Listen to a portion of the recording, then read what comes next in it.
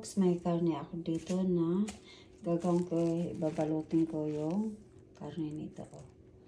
Yung wawa bok choy o sweet bok choy ang tawag nila dito sa US. Ito yan. So, ang susunin ko ito, black pepper. Nilagyan ko siya ng konting parsley. Dried parsley. Tapos minsa onion. Tapos ito fresh salt.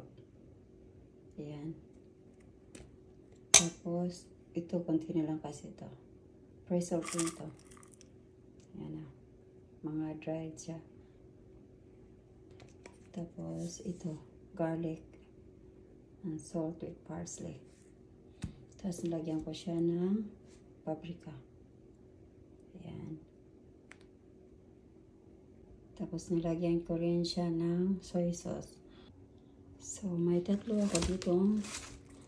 So, ito yung tatlo. So, ang gagawin ko, ikakat ko lang ito. Tapos, hugasan ko ito ng isa-isa.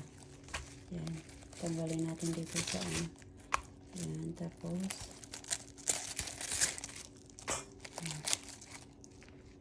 hanggang sa maubos itong tatlo. So, yan na yung malinis natin na ano, na sweet bok choy. Yan na siya. Tapos, yung karne ko, ito na siya, oh. Yung na-mix ko na siya. Ayan. Tapos, pabalutin natin yung karne nitong sweet bok choy.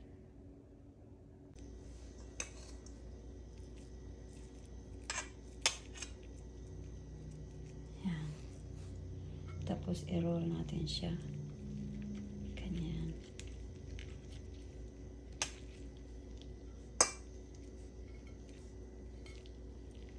First time kong gumawa nito, naisip ko lang. Ayan na siya.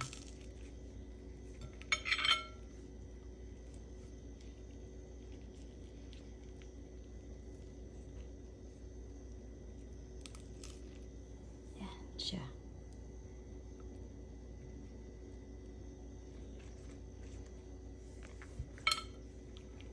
Kita nga pala ito.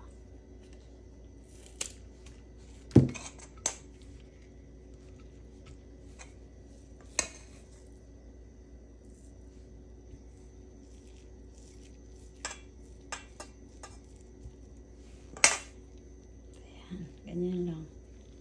I-roll.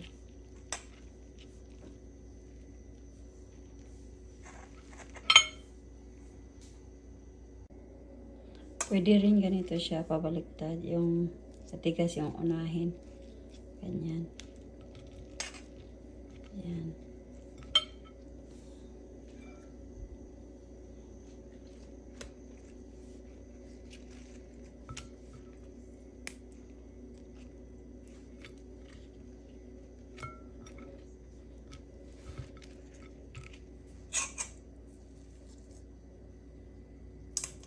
Depende na sa inyo kung gaano kadami yung ano, yung karne na pag ano nyo, yung paglagay nyo.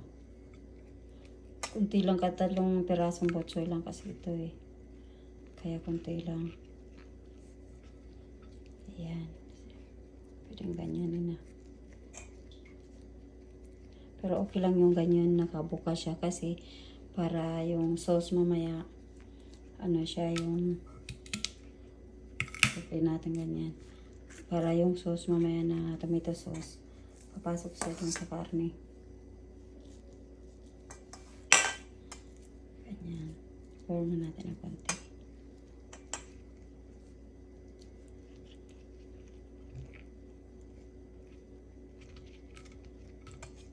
Yan. So, ito na yung ano, nabalot ko ng tatlong pirasong sweet bok choy. So, ngayon, ano natin, meron ako dito ang kamatis, isang malaking sibuyas, tapos carrots. Lalagay natin sa ilalim ng Paglalagyan natin yan. Tapos, ang isosos natin ito. Marinara sauce. Pasta sauce. Parang, ano na rin. Pero, mas gusto ko yung sauce na ganyan. Pwede ko rin lagyan siya ng yung tomato sauce. Ayan. Dito natin ilalagay sa dito. Ayan. Plasta natin dyan. Isa-isa. Tapos, pailalim ko yung sibuyas. Ano natin.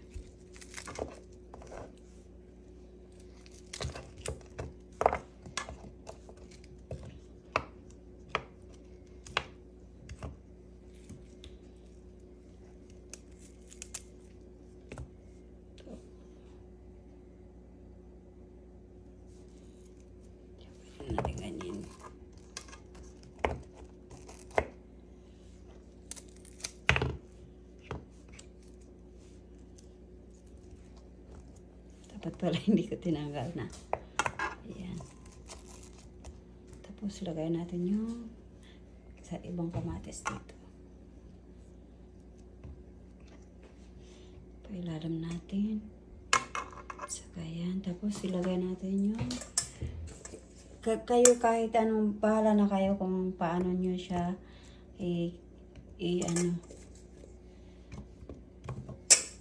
paano nyo siya ikakat yung carrots.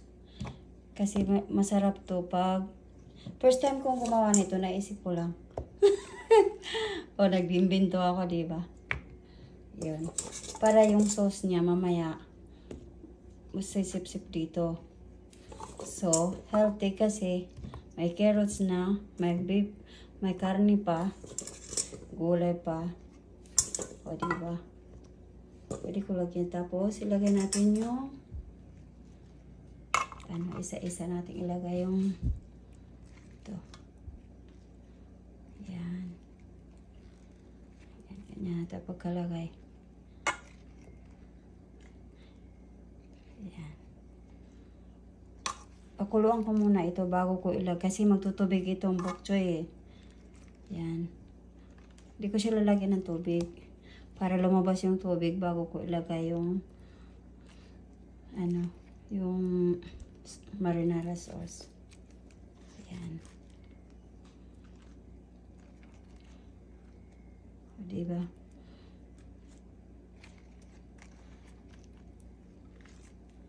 Ganyan. Paikutan natin.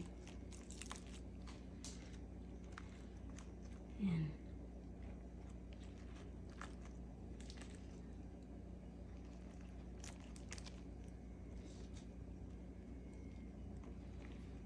Tapos hanggang matapos yan.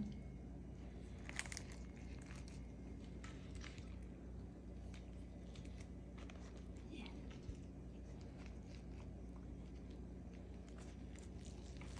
Tapos paibabawan natin ng kamatis. O, diba? Maganda siya tingnan. Nag-invento si Aring Sally. Yan, wala na pala. Naubos na yung sibuyas. Nilalim ko na lahat.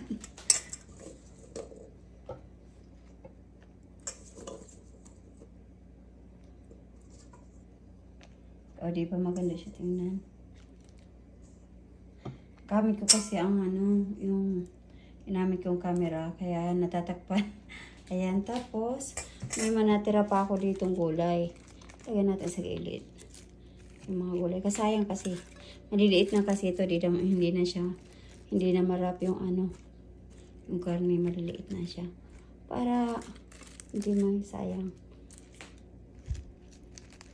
Lagyan natin lahat. Tapos na kumulo na ito. Hindi naman naubos yung karne. Gawin ko ng ibang dish yan. So, diba? Ganyan siya, oh. Tapos, lulutuin natin ito ng hindi ko pa alam kung ilang minuto to. Pero, ayan na siya.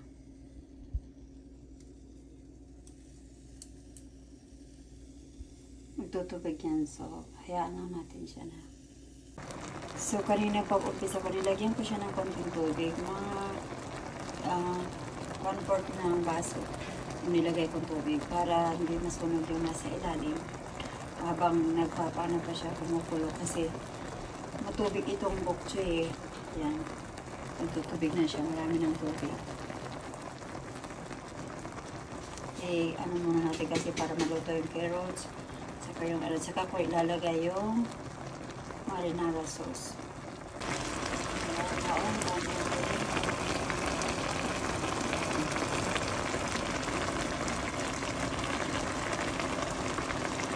Pwede din paiputin mo para pareho yung luto ng gulay at saka yung beef na lasa. Kaya nagtutulog na siya. Wala na yung tubig.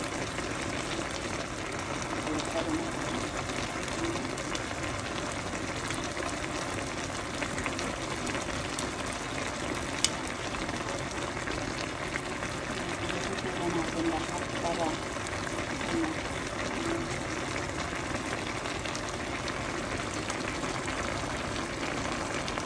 mamaya ilalagay ko na yung yung marinara sauce. Para kunti na lang ang tubig ko na lang ilalagay yung marinara sauce. Hindi lang sarap. Marami ko kasi tubig. Kailangan na hindi na lang ang tubig ko kung bagay ko marinara sauce. Yung tubig na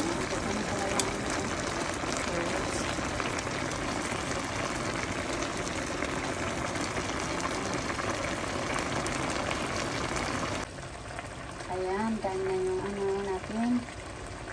Minced beef with sweet bok choy with marinara sauce.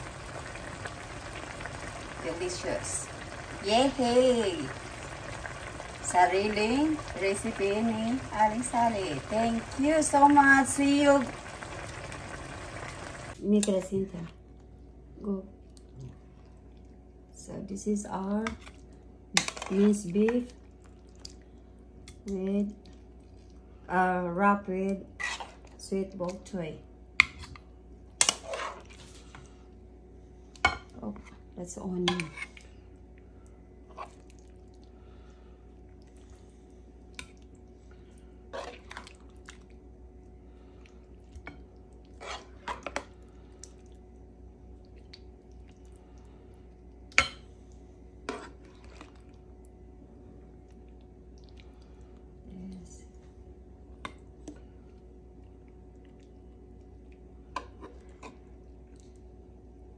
Tomato, carrots, and then this is the sauce.